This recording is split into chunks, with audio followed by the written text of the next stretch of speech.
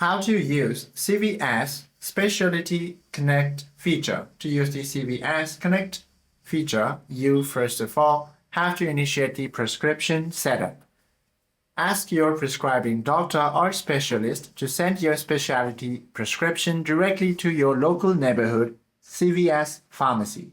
Or what you can also do is simply log into the CVS Specialty application or the website itself.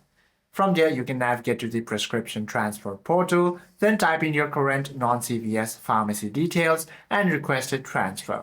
Now you simply have to choose your delivery or pickup location. Once you do this, lastly, you simply have to pick up and access the clinical support. If you choose a pickup, walk up to the standard pharmacy counter, provide your ID and pick up your medicine just like a standard prescription. Hope this video helps you out a lot. If you have any questions or queries, please do comment down below.